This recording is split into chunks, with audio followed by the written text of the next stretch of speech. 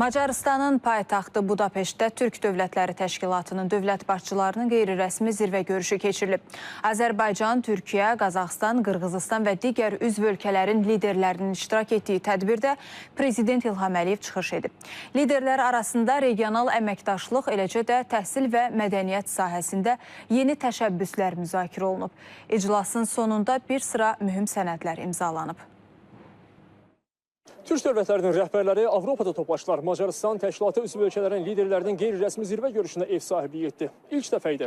Üzv olmayan, sadəcə müşahidəçi qismində təmsil olunan, üstəlik Avropa İttifaqının aktiv üzvü olan bir dövlət Türk dünyasının qayğılarını öz torpağında müzakirəyə çıxartdı. Qərbin təzyiqlərinə baxmayaraq.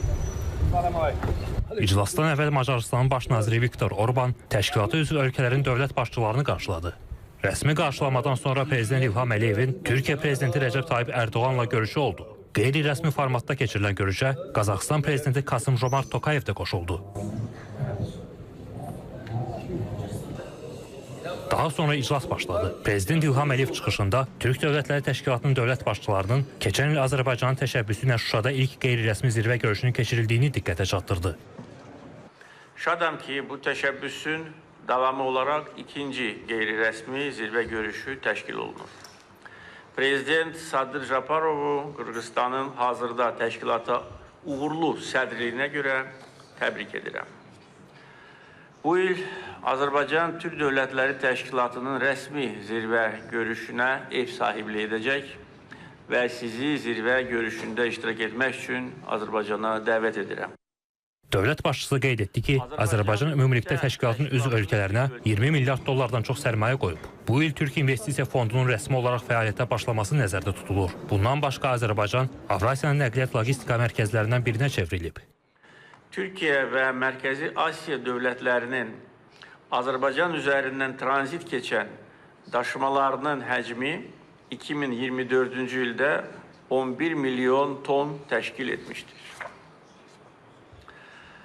Qonşu ölkələrlə yeni əməkdaşlıq formatları yaratmış, müştərək müəssisələr qurmuşuq. Orta dəhlizin bir hissəsi olan Bakı-Tbilisi-Kars dəmir yolunun daşıma qabiliyyəti keçən il Azərbaycanın vəsaiti hesabına 5 milyon tona çatdırılmışdır. Orta dəhlizin rəqəmsallaşdırılmasına böyük önəm veririk. Hazırda Xəzər dənizi limanları arasında nəqliyyat əməliyyatlarının və ticarətin sadələşdirilməsini nəzərdə tutan vahid rəqəmsal platformanın yaradılması layihəsi üzərində işlər davam etdirilir. Prezident İlham Əliyev Xəzər dənizində 50-dən çox ticarət gəmisi olan Azərbaycanın Türk dövlətləri üçün vacib tranzit xidmətləri göstərdiyini vurğuladı. İnşa edilən 17 gəmi ilə Ələt Beynəlxalq Dəniz Ticarət Limanının yükəşirmə qabiliyyəti 15 milyon tondan 25 milyon tona çatacaq. Türkiyə Prezidenti Rəcəb Tayyip Ərdoğan Şimali Kiprin Türk Dövlətləri Təşkilatına qəbul olunmasını təklif etdi. Ərdoğan təşkilatın Şimali Kiprsiz Türk dünyasını tam əhatə etməyəcəyini vurğuladı. Türkiyə Prezidenti Azərbaycan-Ermənistan sülh gündəliyindən də danışdı. Türk dünyamız için stratejik önemi haiz Kafkaslar'da yaşanan gelişmeleri yakından takip ediyoruz. Can Azerbaycan'ın Ermenistan'la barış anlaşması üzerinde mutabık kalmasından memnunuz. İki ülke arasında kalıcı barış tesis edilebildiği takdirde bu durum şüphesiz Türk dünyamız için birçok fırsatı da beraberinde getirecektir.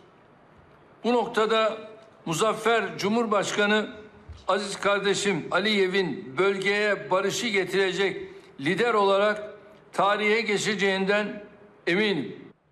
Çıxışlarda həmçinin Macarıstanın təşkilatı üzv dövlətlərlə Avropa İttifaqı arasında əlaqələrdəki rolundan bəhs olundu. Liderlər iqtisadi və enerji sahəsində əməkdaşlığın güclənməsində Azərbaycan və Türkiyənin önəmindən danışdılar. Özbəkistan prezidenti Şavkat Mirziyoyev isə Türk dövlətlərinin birgə universitetinin yaradılmasının planlaşdırıldığını dedi. O, bununla Türk dövlətlərinin elm sahəsində daha da yaxınlaşacağını vurğuladı. Təşkilatı üzv dövlətlər arasında şəxsiyyət vəsiqəsi ilə səyahət və ortaq muzeylərə giriş kartlarının yaradılması da müzakirə edildi. Bu məsələni ölkələrin mədəniyyət nazirləri artıq təsdiqləyiblər. İclasın sonunda bir sıra sahələrə əhatə edən sənədlər imzalandı.